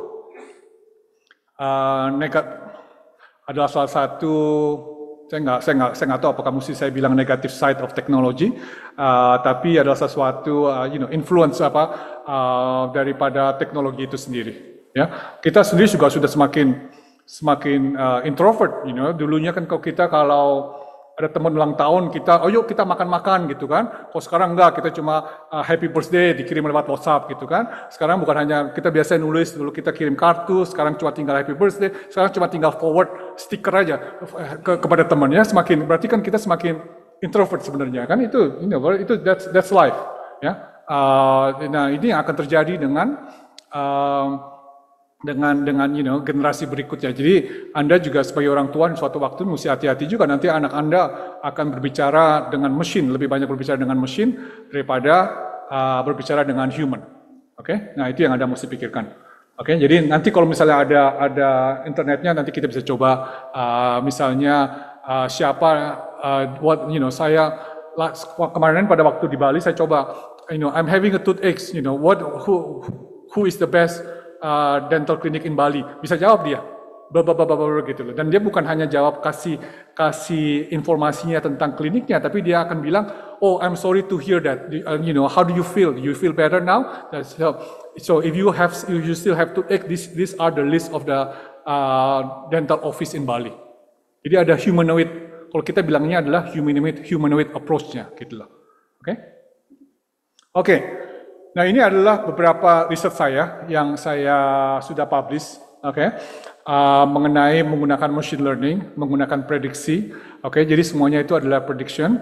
Jadi bagaimana kita memprediksi lebarnya gigi 11, 12. Kalau saya kan prostodontis, itu kalau misalnya pasien datang tidak punya gigi, bagaimana kita bisa memprediksi giginya dia, berapa besar giginya dia. Mesodistal daripada gigi 11 ataupun 21. Dan ternyata kita bisa memprediksinya itu berdasarkan daripada anatomical structure daripada muka itu sendiri. Nah, kita sudah bisa membuat suatu prediksinya ini dengan menggunakan AI, dengan machine learning. Oke, dengan machine learning, nah ini adalah satu patternnya, data processing, training, validating, dan segala macam itu kita bisa gunakan dan kita bisa bikin prediksinya. Prediksinya misalnya seperti ini, oke. Semakin tinggi the numbersnya, this is adalah 1.0, that means 100%, oke. Berarti faktor yang paling central weight itu paling banyak ditentukan misalnya dengan faktor ICW, misalnya seperti itu, oke. Jadi again, AI itu adalah semuanya adalah about the prediction. Oke, kemudian saya juga bikin, bring it to the next level. The next level adalah bagaimana apakah mesinnya itu bisa atau tidak mendeteksi muka kita. Jadi kita hanya dengan menggunakan cellphone ke muka saya dan kemudian dia bisa melakukan automated measurement. Jadi bukan saya lagi yang measure. Kalau dulunya itu saya yang measure nih from here to here, from here to here, from here to here. Oke, saya yang klik kemudian saya manusia yang melakukan measurement. Oke, dan sekarang ini kita mencoba dengan facial recognition. Mesin yang bakal melakukan automatic measurement. Oke, ini namanya adalah AI. Oke, jadi kita bikin patternnya seperti ini, dan kemudian setelah itu mesinnya itu yang melakukan measurementnya terhadap dan muka ini, dan kemudian kita bandingkan antara human measurement dengan machine measurement itu apakah coincide. Kalau kita bilangnya coincide atau persamaannya itu berapa persen, misalnya seperti itu. Oke, dan hasilnya itu menunjukkan bahwa ini adalah salah satu caranya ya. Caranya adalah dengan menggunakan intra-rater reliability, ada tekniknya juga. Kita kalau pada waktu Anda melakukan study, dan ini adalah kemudian Anda melakukan statistik, dan ini adalah kita bandingkan antara manual measurement dengan machine measurement, dan discrepancy-nya itu hanya berbanding less than 0.1 mm. Oke, perbedaan antara human measurement dengan machine measurement dengan human measurement itu hanya 0.1 mm. It's very small. Oke, jadi basically intinya adalah machine itu bisa menggantikan human. Oke, Anda bisa bayangkan buang waktu Anda untuk klik itu, kalau ada gambarnya 100 dibandingkan dengan hanya feed ke mesin gitu loh. Machine will do the job for you. Oke. Kemudian kita juga bisa menggunakan AI untuk basic science. Ya, ini adalah untuk prediction, misalnya seperti ini. Ini adalah kita menggunakan dengan namanya random forest. Di AI itu sendiri juga banyak sekali teknologinya ya, sistem yang kita akan pakai. Okay? Dan kemudian kita juga bisa membuat prediction juga. Okay? Bagaimana kita bisa menggunakan AI untuk mempredik keberhasilan mahasiswa kita. Nah, ini saya melakukan penelitian ini dengan teman-teman di Malaysia. Oke, jadi mereka kasih data dan kemudian kita analyze. Mudah-mudahan papernya bakal di-accept soon. Nanti saya bisa share kepada kalau Anda tertarik untuk membaca. Jadi basically kita bisa membuat suatu prediction mahasiswa itu faktor-faktor apa yang bikin mahasiswa itu bisa sukses ataupun bukan bisa gagal ataupun bukan gagal ataupun tidak sukses ya. Tidak sukses itu jadi sehingga kita sebagai faculty itu bisa interview earlier untuk murid-murid kita yang mengalami masalah. Nah, itu gunanya kita bisa menggunakan AI untuk mendeteksi murid-murid yang bakal mempunyai masalah in the future. Oke, dan ini adalah salah satu yang kita juga bikin. Kalau di Amerika itu kita biasanya ada namanya standardized patient. Jadi ada suatu aktor yang kita train untuk misalnya dia mengeluh tentang sakit gigi, dia datang ke kampus, dia basically kayak OSCE patient gitu ya. Jadi dan kemudian Anda bertanya untuk mendapatkan medical record-nya, untuk mendapatkan dental record-nya dan segala macam. Dan tapi masalahnya di Amerika itu adalah orang-orang ini adalah mahal sekali kita memakai jasa mereka gitu. Jadi kalau di medicine itu mereka sudah membuat namanya virtual standardized patient untuk medicine. Jadi jadi muridnya itu bisa ngomong dengan virtual patient. Oke, jadi saya bikin ini bekerja sama dengan Dr. Santoso dari University of Florida tentang this is the first virtual standardized patient untuk kedokteran gigi dan kita menggunakan AI, jadi dia pintar jadi dia bisa respon terhadap pertanyaan-pertanyaan kita. Mudah-mudahan Anda bisa dengar ini.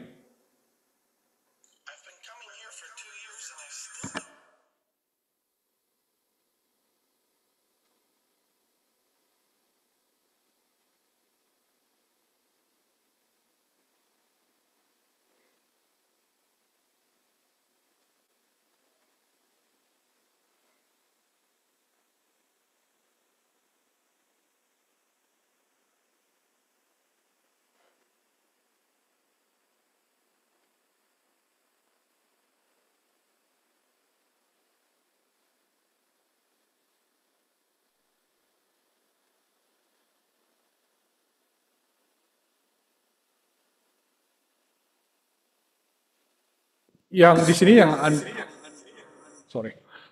di sini Anda sendiri karena ini menggunakan, everything is a software, Anda bisa program, misalnya level of difficulty of the patient-nya, ada yang very high, medium, kemudian easy person, sehingga murid itu bisa berkomunikasi, bisa belajar berkomunikasi dengan berbagai macam pasien, ya, sebelum Anda masuk ke klinik. Oke, kemudian juga bisa di-set untuk misalnya untuk orto pasien atau untuk konservasi, untuk prosto, untuk oral surgery, ya, untuk pedo dan segala macam. Jadi, kita harus berpikir bagaimana caranya kita menggunakan teknologi untuk enhance our dental education. Oke. Alright, ini juga di sana semua dokter-dokter itu sekarang sudah menggunakan namanya medical transcription. Jadi karena di sana itu mereka ketemu pasien banyak sekali, jadi mereka cuma tinggal daripada nulis, mereka cuma tinggal ngomong ke mesin, nanti mesinnya will type it, type all of their apa yang mereka omong gitu. Jadi dan itu sudah banyak sekali digunakan, banyak sekali software-softwarenya seperti ini. Oke, dan kemudian karena AI itu booming. Tahun lalu itu juga our President Joe Biden itu sign an executive order untuk mengenangani masalah dealing soal artificial intelligence ini. Oke, karena ini adalah sesuatu yang baru. Kita mesti lihat how can we protect the students, how can we protect the faculty, how can we protect our patients, right? How can we protect the consumers dan segala macam. Gitu. Jadi seperti pertanyaan yang dari dosen dari Maranatha itu is very valid. Bagaimana, apakah how can you protect your patient information daripada nanti dicuri ataupun dihack suatu waktu nanti, ya. Ini sesuatu yang mungkin Indonesia harus coba memikirkan the government, how to supaya nggak pakai Windows Explorer lagi untuk memprotek datanya, misalnya seperti itu ya. Jadi we have to think, faculty pun juga mesti kampus juga sudah mesti memikirkan hal-hal seperti ini. Ya, kalau Anda ingin menggunakan AI, kita harus pikirkan hal-hal seperti ini. Oke? Kemudian law-nya seperti apa? Oke, secara ekonominya seperti apa dan segala macam. Okay, so AI, previous President Barack Obama has the potential to change the world. The way we work is, to change the way we work, the way we learn, the way we create. Okay, so we have to be ready, ya, dengan hal-hal seperti ini. Oke, sekarang kita ngomong soal dentist. Nah, ini juga PDGI juga mungkin harus make a statement. Oke, how about AI suatu waktu nanti? PDGI ataupun AFDOGI mungkin juga harus bikin statement, ataupun setiap organisasi juga mesti bikin statement. Oke, what do they think about the use of AI dalam bidang dentistry gitu. Jadi, dan ini statementnya adalah clinical decisions still are reserved for dental professional. Jadi kalian tetap adalah orang yang make the clinical decision. Jadi AI itu adalah membantu kalian to help the process, to accelerate the process. Tapi kalian yang at the end kalian yang bakal membuat the clinical decision. Okay, it's going to help you for the validity, safety, accuracy, effectiveness dan segala macam. Jadi kalian bagaimana bisa menggunakan AI, misalnya untuk membuat note kalian gitu. Oke, note kalian atau kalian bagaimana menggunakan ChatGPT untuk berkomunikasi dengan lamaran kerja, ya, jadi membuat suratnya itu supaya lebih bagus, atau untuk membuat berkomunikasi dengan pimpinan dan segala macam itu Anda harus think about it. Okay?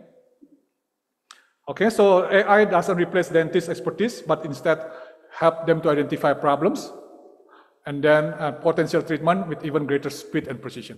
Okay, semakin cepat, jadi AI itu akan membantu Anda, to make a very, quicker decision, and then with a high precision of a clinical decision. Yeah, okay. Yang mudah-mudah juga you have to think about that way. Okay, so basically AI is coming. Yang muda mungkin sudah terekspos, yang senior kita yang faculty ini mungkin harus belajar atau lebih terekspos lagi dengan AI. We have to participate supaya kita nggak kibulin sama yang muda-muda, oke, particularly student-student kita, ya, oke, bagaimana kita bisa menggunakan AI ini untuk enhance their education, make the questions, questionnya yang, yang appropriate untuk mereka. It's okay for them to make the answer using ChatGPT, there's nothing we can do, we cannot prevent that, oke, kita tidak bisa larang mereka, tapi sekarang bagaimana kita bisa membuat mereka tetap mempunyai critical thinking. Okay. Saya pernah bertemu dengan salah satu lawyer, bukan lawyer, law student. Dia bilang kalau di law pun juga mereka boleh mahasiswanya untuk menggunakan ChatGPT untuk menjawab pertanyaan. Tapi nanti setelah itu they have to present it. Okay, they have to present and they have to defend it. Jadi ada critical thinkingnya juga, bukan hanya cuma tinggal nulis saja, but they have to present, they have to justify their answer too. Oke, nah itu salah satu cara untuk bagaimana nanti residen-residen ini kalau mereka menjawabnya dengan ChatGPT bisa ketahuan, apa yang ditulis itu bohong apa tidak, gitu. Apakah sesuai dengan pikiran mereka apa tidak. Oke, I think that's the end of my presentation. Jam berapa sekarang ini? Oh, pas, hampir 1 jam ya, 1 jam. Oke, terima kasih. Ya, terima kasih Dr. Prof. Cortino atas pemaparannya yang membuka wawasan kita ya, sebagai akademisi, sebagai student, sebagai praktisi, ternyata sudah banyak yang tersentuh oleh AI. Untuk pertanyaan mungkin ada yang akan mengajukan, baik yang hadir di auditorium, silakan raise hand dan menanyakan langsung kepada Prof. Cortino. Apabila dari yang hadir di Zoom ada yang ingin menanyakan sesuatu kepada Prof. Cortino, silakan mengetik di kolom chat.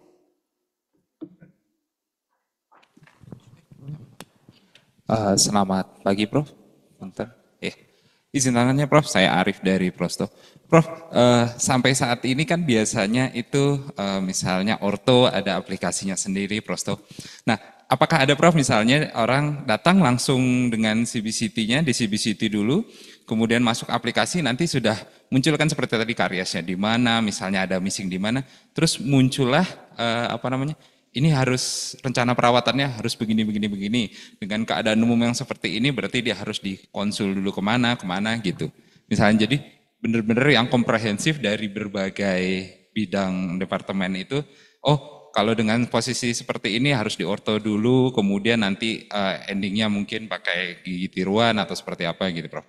Terus yang kedua, menarik yang tadi, Prof, yang kan agak sedikit mungkin di luar kedokteran gigi, seperti ada PI tadi ya, Dok ya. Terus dari Prof tadi menceritakan ada anak 10 tahun sudah bisa, saya kepikiran ketika nanti anak saya lebih besar, berarti kan mungkin di Indonesia pun sudah banyak seperti itu, Prof. Nah, kalau di Amerika sendiri bagaimana, Prof, ketika orang tuanya tetap mencegah jangan sampai anaknya hanya bermain dengan AI. Karena kadang-kadang saya lihat mungkin orang kurang punya teman atau apa, jadi kayak dia ngobrol sendiri sama aplikasi seperti itu. Jadi supaya orang, kita juga mungkin kita sebagai mahasiswa atau apa tetap ngobrol sama teman, nggak pinteran si ini kok, pinteran si mesin, daripada kita harus tanya sama teman kita. Terima kasih, Prof. Halo, oke. Terima kasih pertanyaannya.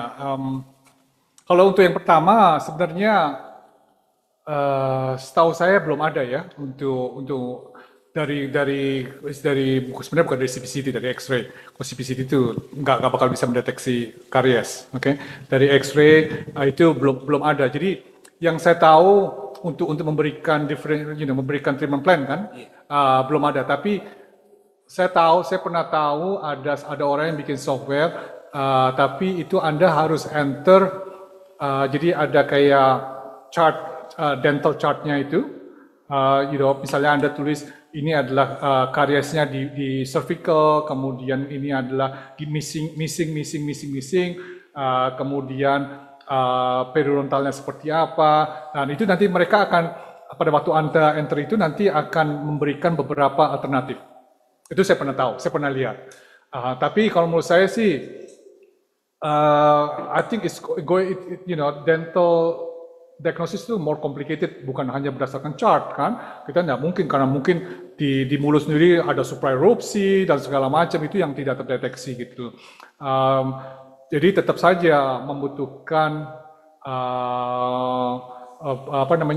membutuhkan intervensi daripada dokter itu sendiri. Tapi itu I think is good for the education. Bagaimana kita melatih mahasiswa kita, untuk diskusi, itu that's fine untuk education, okay? But not for the patient, okay, gitu loh. Jadi, but maybe directionnya bakal seperti itu, saya nggak tahu. Tapi kalau menurut saya sih masih perlu kita human interaction, okay? Kemudian yang kedua, bagaimana mencegah anak kita seperti itu? Saya nggak tahu, anak saya 16, dia itu umurnya 6 tahun, saya nggak tahu.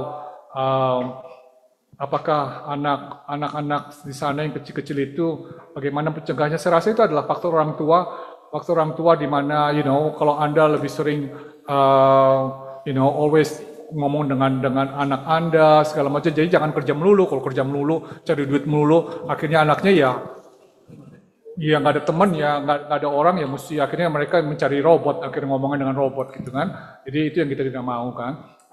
Jadi tetap aja, dan bagusnya Indonesia itu lebih paling enggak kehidupannya tidak solo ya, tidak egois. Walaupun dia nggak bisa ngomong sama ini, dia masih ada temannya di sebelahnya gitu kan, tetangga masih ngomong. Kalau di Amerika kan, saya dengan tetangga saya nggak kenal ya, walaupun next door gitu, saya nggak kenal siapa mereka, dan kita nggak mau saling tahu siapa mereka gitu. Oke. Jadi di Indonesia masih lebih bagus gitu, masih ada tetangga segala macam. Jadi ya kita harus jaga. Culture juga kita mesti jaga. Dulu ada juga yang pertanyaan ke saya, bagaimana caranya supaya kita juga bisa mempertahankan culture kita dengan segala teknologi seperti ini. Ya, dan kita juga mesti belajar ke Korea, ke Jepang. Mereka very advanced dalam bidang AI, dalam bidang teknologi, tapi culture-nya itu dalam social culture-nya, social ekonomi sosialnya itu masih hormat kepada senior. Kalau nggak hormat digeplak gitu kan. Kalau kita geplak aja nggak berani gitu ya. Kalau mereka masih marah-marah di film, masih marah-marah gitu ya sama junior. Dan itu culture-nya mereka. Jadi mereka masih bisa mempertahankan culture walaupun diserbu dengan berbagai macam teknologi. Ya. Dan saya rasa culture kita cukup kuat. I think we are still okay. Dibandingkan dengan Amerika ya, unfortunately ya, anaknya teman saya aja sudah seperti itu. Tapi again, itu adalah menengah ke atas ya. Menengah ke atas tuh, jadi kalau menengah ke atas itu saya ada gambarnya di mana pada waktu weekend itu, weekend bapaknya itu main virtual reality, anaknya main iPad, emaknya yang bingung, saya mesti ngomong sama siapa gitu. Atau mungkin emaknya online shopping kali. Oke? Itu ya, weekend itu adalah suatu reality yang terjadi pada menengah ke atas gitu, di mana mereka semakin individual, dan itu yang mesti dicegah. Oke? Dan itu dan saya rasa orang kita masih oke dalam soal itu. Ya. Baik, terima kasih. Oh, ini ada yang bertanya nih. Oke, ini ada yang bertanya, berdasarkan pengalaman, apa saja aturan utama untuk mengumpulkan dataset dalam kedokteran gigi untuk pelatihan model AI, terutama terkait privacy, pasien, izin etis, dan standarisasi data.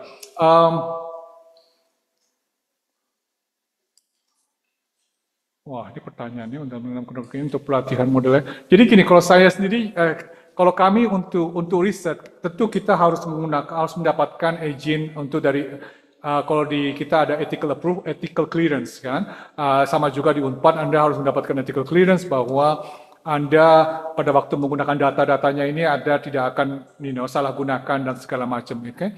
Jadi itu yang harus, kalau di private-nya itu, di private practice, ya Anda juga mungkin Anda harus tanya kepada company-nya kalau Anda menggunakan itu ya, ini datanya apakah akan disimpan atau tidak gitu loh. Apakah akan di-restore, apakah akan disimpan atau akan di-delete, itu ya Anda harus komunikasi dengan mereka. Oke, kalau untuk kampus, untuk penelitian biasanya sudah ada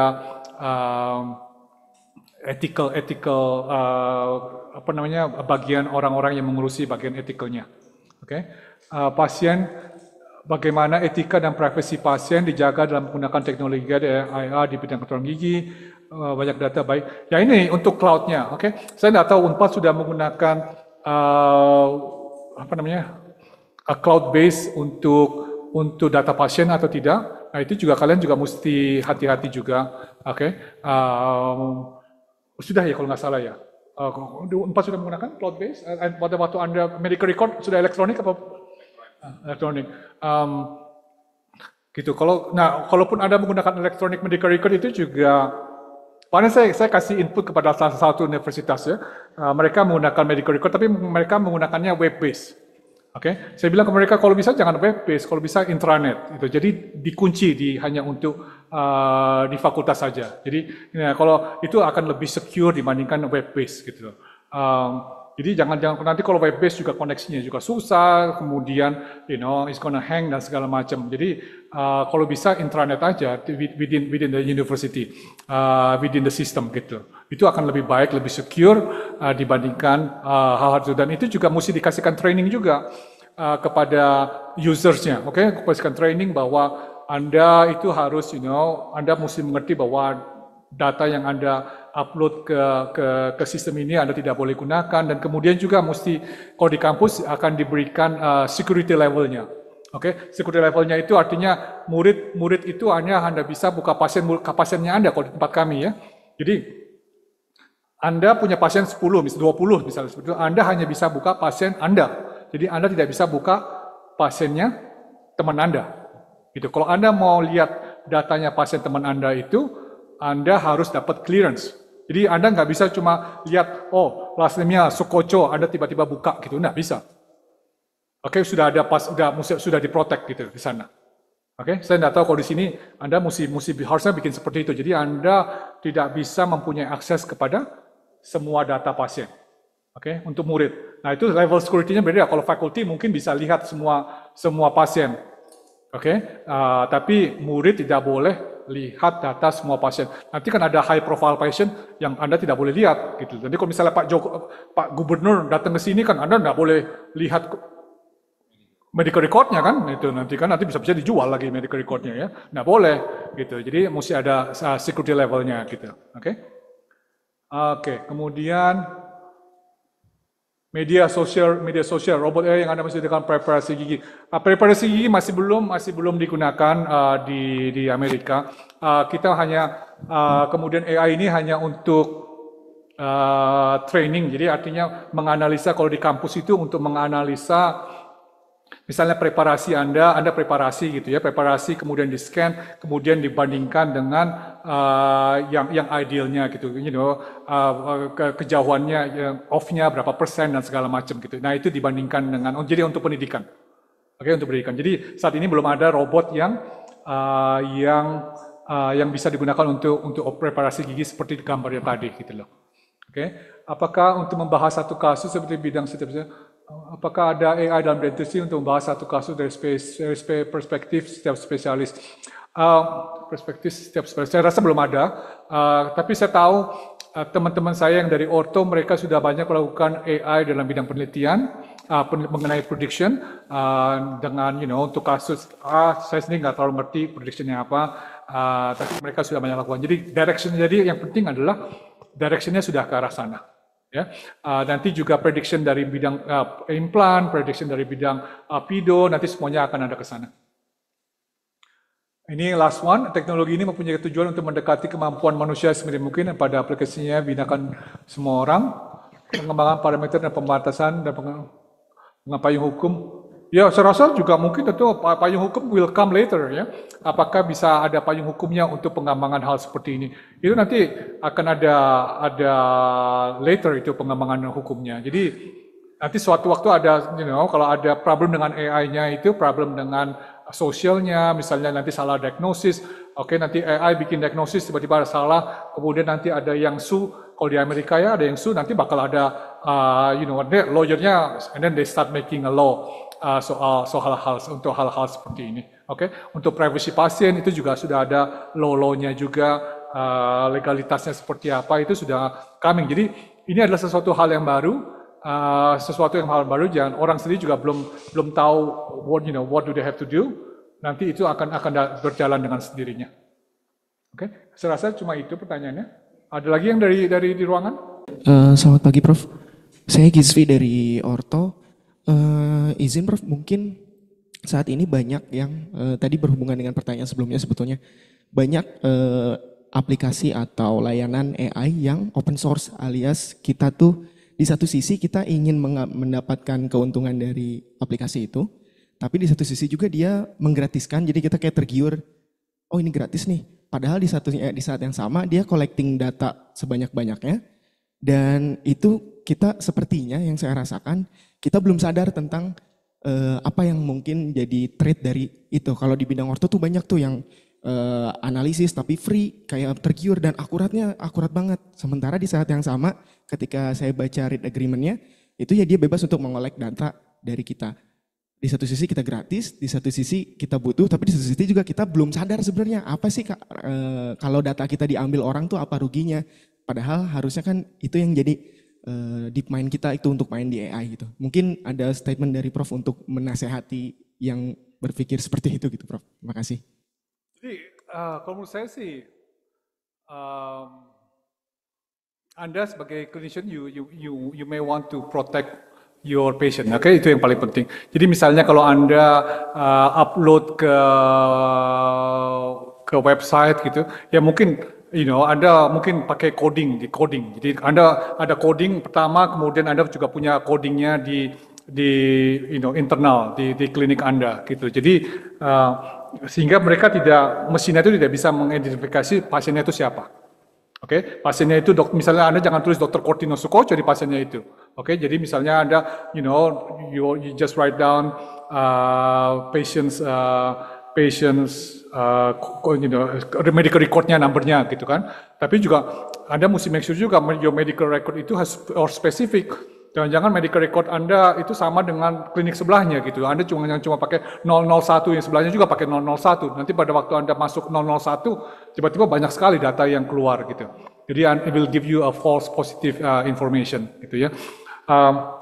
Ya benar, yang ChatGPT juga sama. ChatGPT itu juga pada waktu itu bisa kita gunakan juga untuk pembuatan soal. Nanti juga, kampus juga mesti mikir seperti itu ya. Tapi juga kami di-train kok di sana. Di-train bagaimana kita menggunakan ChatGPT untuk membuat soal. Tapi dibilangin sama mereka, jangan kasih identification. Jangan bilang bahwa kasus A terjadi di FKG Unpad. Kenapa? Nanti kalau murid Anda, tanya ChatGPT, nanti kalau Anda bikin FKG Unpad, nanti bakal keluar pertanyaan Anda seperti apa. Jadi itu adalah salah satu identification yang kita harus hide. Oke, jadi misalnya seperti itu. Dan kemudian ChatGPT juga bisa memberikan misinformasi. Oke, jadi ChatGPT itu kerjanya juga berdasarkan data yang masuk. Oke, jadi kalau Anda semakin banyak memberikan hoax information, nanti kalau Anda nanya, nanti yang keluar juga hoax juga information.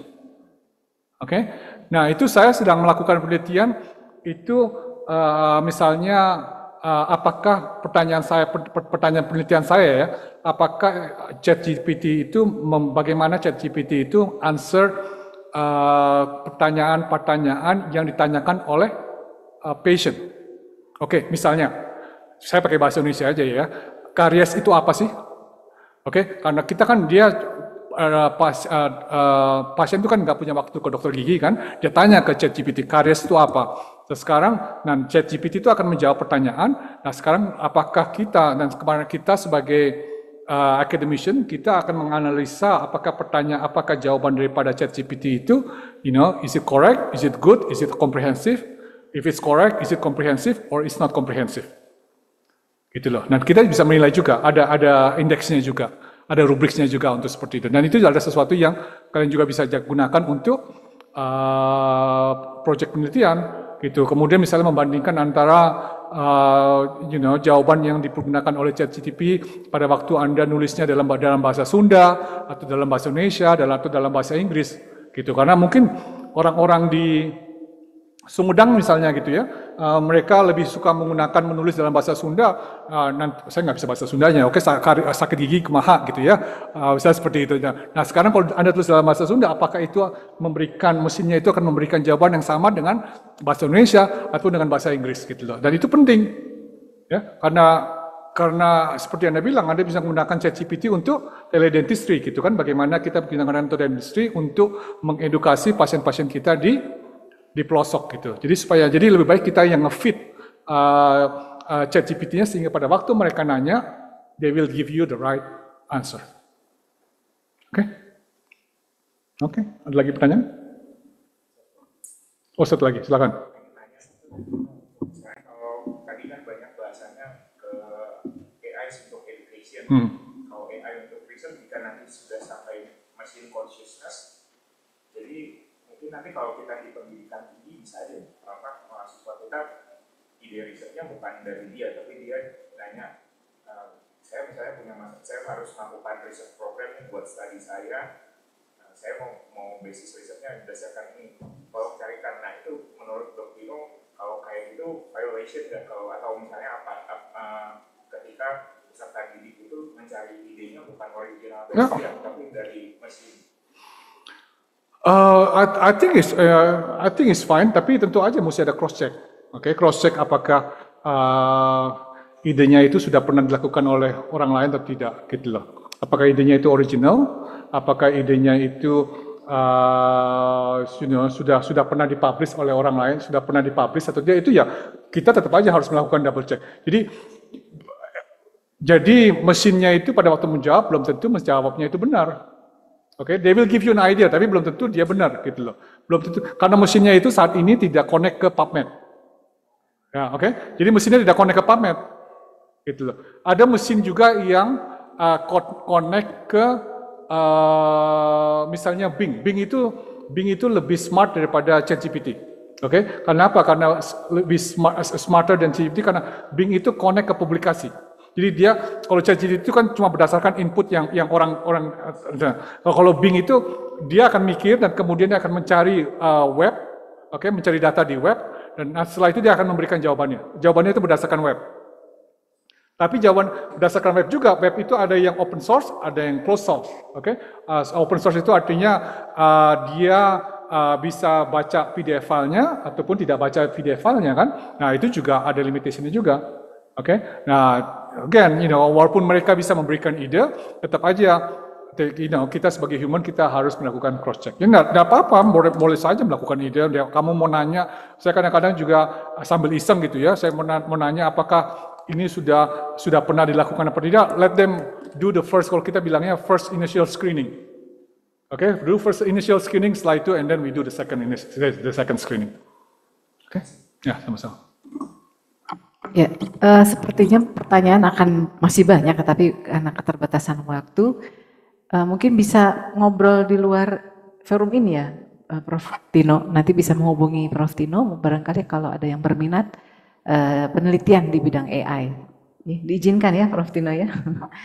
Baik, saya kira kita sudah mendengarkan pemaparan yang sangat menarik dan bermanfaat, juga diskusinya yang sangat hangat ya. Jadi saya bisa disimpulkan di sini sedikit bahwa teknologi AI sudah banyak digunakan di bidang kedokteran gigi, namun masih banyak penelitian yang dapat dikembangkan dengan penelitian berbasis AI ini. Dan di bidang akademik, dosen maupun mahasiswa dapat memanfaatkan teknologi AI dengan bijak untuk mendapatkan efisiensi dalam pengajaran. Sementara untuk praktisi di bidang kedokteran gigi dapat menggunakan teknologi AI ini sebagai penunjang untuk efisiensi kerja dan meningkatkan presisi serta akurasi dalam diagnosis, pengambilan keputusan, perencanaan perawatan, prediksi hasil pengobatan, dan prognosis penyakit. Dan kesimpulan lainnya adalah bahwa setiap perkembangan teknologi itu akan diikuti dengan dampak berupa penyalahgunaan. Untuk itu harus ditingkatkan keamanan dan harus diperkirakan pula konsekuensi hukumnya. Untuk itu harus dibuat aturan-aturan yang jelas dalam penggunaannya. Baik hadirin, kita telah sampai pada akhir sesi. Sekali lagi kami menyampaikan penghargaan kepada Prof. Fortino yang sudah menyampaikan ilmunya kepada kita semua. Mudah-mudahan apa yang kita dapatkan pada hari ini bermanfaat. Wassalamualaikum warahmatullahi wabarakatuh. Saya kembalikan kepada MC. Beri aplaus kepada Prof. Tino.